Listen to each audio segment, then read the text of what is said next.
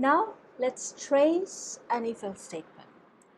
So now if the value of the score is 70, here we will first compare if 70 is greater than or equal 90. Definitely the condition is false. So we will go to the next checking, okay, here.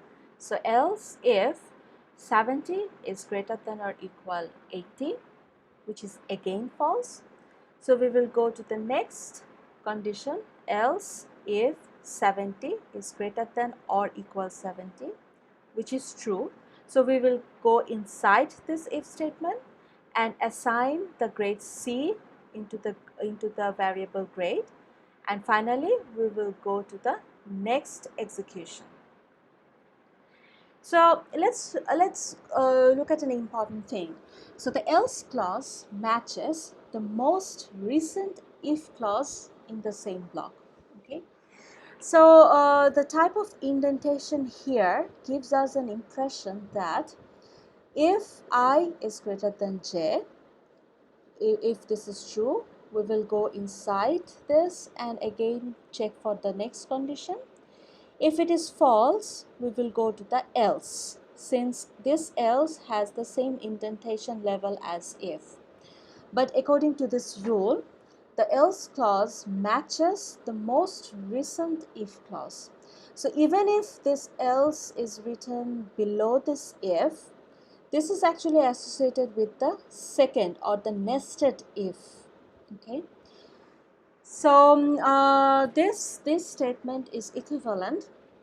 Now let's think what will be the output of this. So so if r int I equal 1, j equal 2 and k equal 3. So in general, when we compare this, I greater than 2, which is false. So since this is false, we will simply skip everything here and go to the next execution. If we want this else to be associated with this if, then we need to put the nested if inside a curly brace pair. Okay.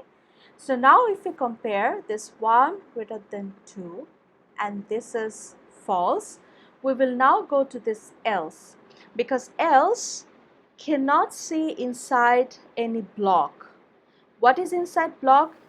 It doesn't know. So to this else, this is the most relevant if, and this else will associate itself with this if, the way we want it to do.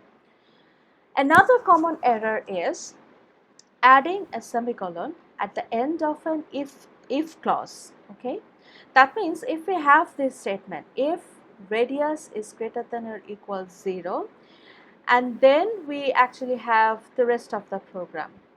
So now let's see, if we have the radius value minus 20, what will it do?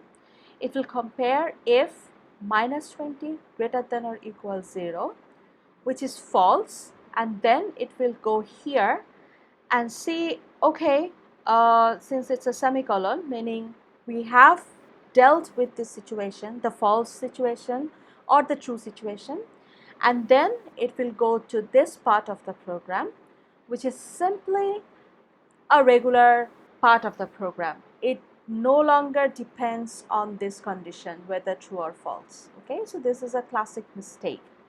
So this mistake is very hard to find because it's just a little semicolon at the end of a statement, and this is not a compilation error or runtime error, it is a logic error.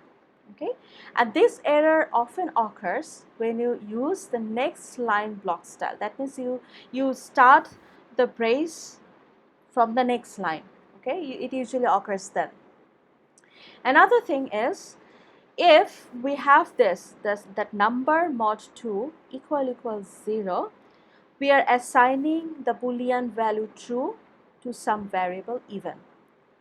Instead, we can do, since we know the conditional expression, the result of it is again a Boolean value, so we can do this directly. So this Boolean type even equal number mod 2 equal 0. So whatever the result of this expression, true or false, will be assigned here in the even variable. Then if we compare two Boolean variables as our condition, instead we can simply consider the value of that variable, because the value of that variable is also Boolean, and as a condition we need Boolean result.